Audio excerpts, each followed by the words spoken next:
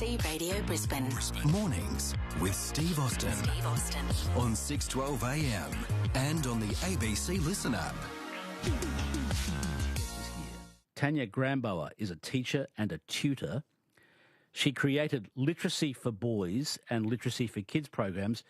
I should mention she's also a member of the World Literacy Task Force.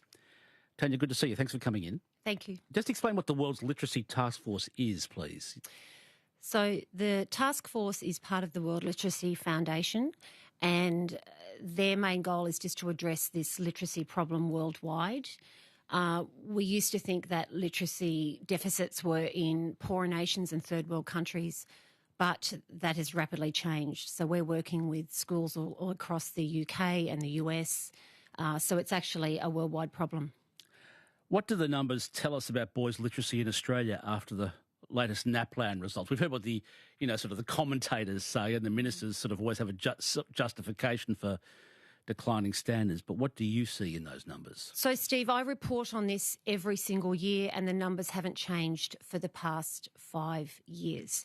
So I am so frustrated by this that last week I wrote to every education state minister, and I want to reach out to them to see how we can offer a solution and work with them.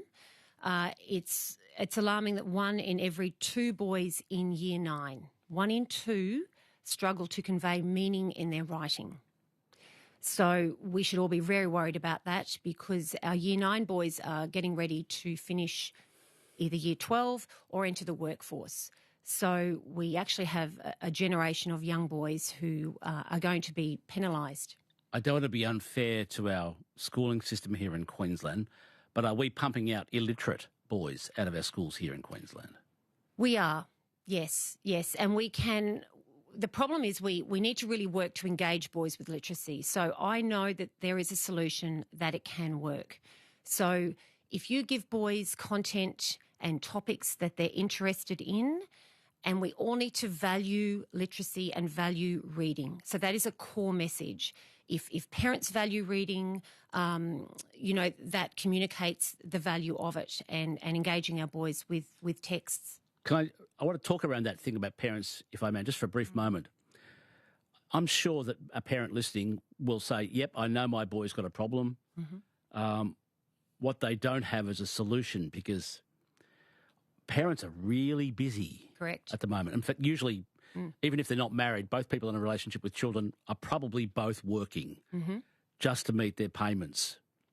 Can you speak to that at all? Because parents know the boys have got a problem, but what they don't have is a workable solution, Tanya. Correct. Look, and it is, I absolutely get that. We're both in a working family as well. So it's even if you can spend 10 or 15 minutes of your day, there's 2 things you can do here. You can actually make sure that your sons and grandsons see you reading. Now, I'm going to have to say that we all are guilty of reading on our phone. That is not as powerful as a boy seeing, particularly a male role model reading a book, whether that be a newspaper or a magazine.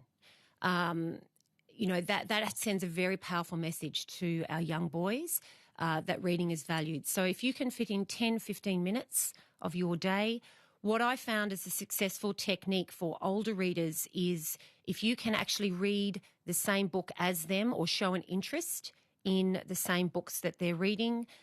As a parent, you will have to work really hard to find a book that your son will like. And I know in my experience, I've presented 5 books, and a boy may reject it, but it might be your 6th book. So you have to keep going. You have to just talk to librarians. You don't need to buy books. That's a very, expensive outlay of money. So, use your librarian. Your school librarians are amazing. They are just a free resource for you to find out what your boy's interest, is, and they can match that. In the Austin household, we go to op shops a lot. Yes. And they usually have ripping books. Correct. It's easy to read books for boys and girls, usually ridiculously cheap prices. Definitely. And if you can get a boy, I must say, if you can get a boy reading a book that's part of a series, as a parent, you can just relax then, because you've set them up to read 5 books. So if you can actually get them over that hurdle of reading and engaging with a book, It's fantastic. It's very rewarding. So are boys behind in reading in part because they don't see a significant male role model in their life reading in front of them or to them? I think that's part of the problem, definitely. And I think also, I mean, our teachers are amazing, but boys can slip through the system.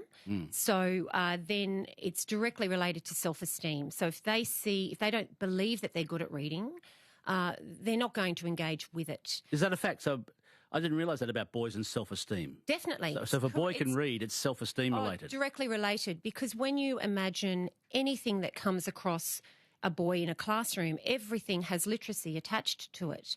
Tanya Grambower is a teacher and tutor. She's created Literacy for Boys and Literacy for Kids. They've been running for about 6 years. She's also a member of the World Literacy Task Force. She was actually invited onto that task force. We're looking at boys in particular this morning. We in the ABC, we do a lot of stories about girls, what have you. We're looking at boys particularly this morning. So if you have a young boy and he's convinced he doesn't like reading, he's not good at it, the best way for a bloke to turn that around is read to them or something else. We're getting back to the value of reading to boys as well. That has a lot of benefits. So... and I know we have the debate about audiobooks. I would suggest audiobooks are okay, but I would not introduce audiobooks from a young age because you can't flip that back. Once you've introduced it, it's very hard to get a paper book in their hands. I know every parent here, we all know that boys have a strong connection with technology. So getting boys off gaming devices is also a challenge. So I recognise that as well, but there's so many valuable books out there. There's books that are on, every topic that you can imagine. It's just really locking into what their interests are and seeking out books around that topic, whether it be about a rap artist or it can be about, somebody who's an incredible sports person, whether it's somebody who's in that science or Lego world. You can actually find a book about everything. We're talking literacy in boys or reading in boys. What needs to change in the classroom? So, Steve, the reason I actually created Literacy for Boys is because as a teacher, I was very frustrated at trying to find content that appealed to kids. So I just remember spending all this money on resources and not finding anything that engaged children. And I'm talking about girls as well here.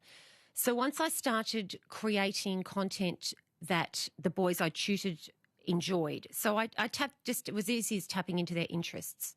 Our Literacy for Kids and Literacy for Boys programs, they have topics that kids really love to read about. I'm talking about roller coasters, sports. Did you know, Steve, that there's an actual job that a person is a bubblegum tester? So, why wasn't I told? I know. So the answer is that if you give kids engaging content, they will read. So poor teachers, they don't have time to find all this sort of content. They are so busy.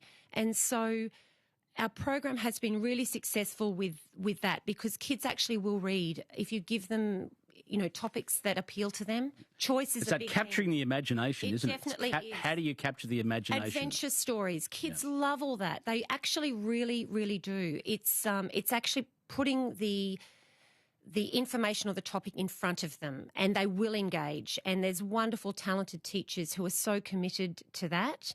But they are time poor and, they have to manage, a class of varied abilities. Is the curriculum working? The public school curriculum, is it working in this area? We are getting better.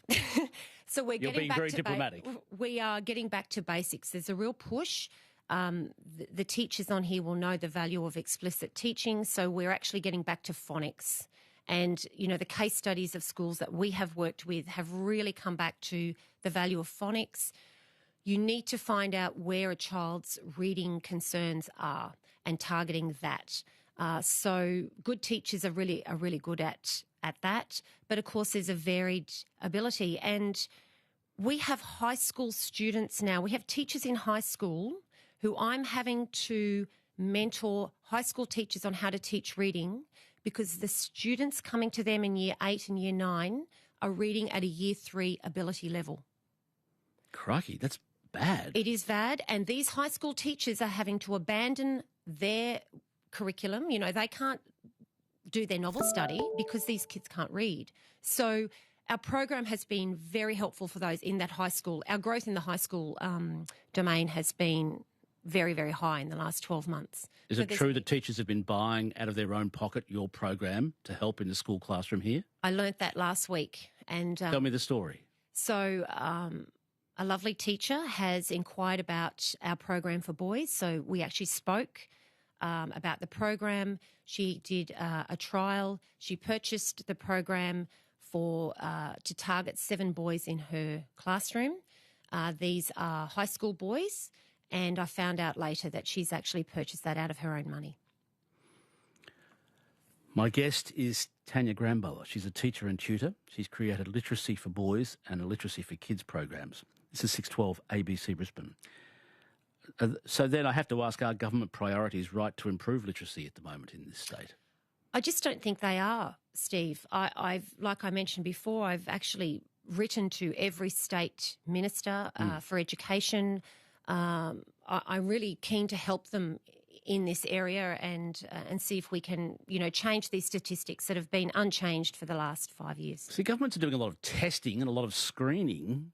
I mean, I've done endless stories on testing and screening, but Steve, still they're not getting it right. Our government is providing $29.2 billion in recurrent funding for government, Catholic and independent schools. And the result is? The same as last year, the same as the year before that, and 4 years prior. Okay. So teachers are exhausted. They need the help of parents. And what I'm taking away from your discussion with you is that parents need to actually grab hold of this now before their child. Correct. And so that even though you're tired, you've got to find 15 minutes if you're a bloke in a household to either read or read in front of or read with, somehow pick up an actual book, not a device. Correct. In front of your son, male, junior male in your household, what have you.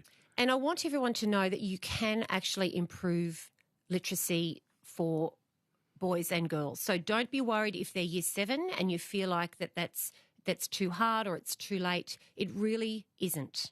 You can, with targeted practice, really reverse, and increase that literacy ability of those students. Julie from Ashgrove says, nearly 30 years ago, our year 8 son grew up in a house full of avid female readers, was very reluctant to read a book. Thankfully, the English teacher at his school introduced the boys to a true account of the young Australian chap who was trapped in an ice cave in the Himalayas. From then on, our son was engaged and enthusiastic reader. It's amazing what choosing the right topic for a boy will do for them. Julie, thank you very much, which accounts to what you've been telling me. It absolutely does. So our program features dirt bikes. It's got every sport under the sun. It has science, like I said, roller coasters, bull riding. Boys like things to happen, don't they? They do. They want stuff to happen in a book. They do. And they also want choice because they will choose, the topics that they're interested in, which as they build their confidence, then they will decide to choose topics that they're not as, they don't have as much prior knowledge to. Tanya, I'm worried the state government is bamboozled in this area because on the weekend they announced that the state government is going to provide 140,000 free laptops for disadvantaged students, which sounds nice. But Jen, one of my listeners, says one of the reasons the richer nations in the world are experiencing a decline in literacy while poorer nations are not is the fact that richer nations now have all these electronic devices at an earlier age, whereas kids in poorer nations do not. Do you think that's true? Yes. So all these free laptops and pad devices at an early age are part of the problem, not the solution. I think you're better off investing in amazing teacher aides and support teachers. That's a better investment. If we can lower the ratio of an adult, it doesn't matter whether that's, a volunteer or a teacher aide to students, and then you equip it with good quality literature and literacy, that's more of a solution than just issuing kids more technology. I have to say, when you really look into it, there is amazing books in that youth fiction. And I can give an example with my son when he was a very good reader and turned off reading when he was 14. And like everyone listening, you had to just keep presenting him with books. No, not interested. And then I got into one that was by a zombie series. Now, I'm not interested in zombies. I really am not. Neither am I. But I have to others say, these books were outstanding. The level of action, the characters, male and female, as protagonists, these kids were problem-solving. There was high action. I was hooked. So he would read it and then I would read alongside. And I have to say that as a parent, that was a big learning curve for me to find a book that I actually wouldn't have necessarily picked up, but I just had to applaud the author because the high quality writing, and my son was off. If you have boys, if you can give them engaged in good quality books because you want it to translate to their writing, and that goes back to what I mentioned before, that 1 in 2 Year 9 boys can't express themselves well. Our latest NAPLAN just showed that. So literacy is everything. It is your writing, your spelling, your grammar and your comprehension. Tanya Grambower is a teacher and a tutor. She created Literacy for Boys and Literacy for Kids programs. I should mention she's also a member of the World Literacy Task Force. I'd like to talk to you again about this. Thanks so much for coming in. Pleasure.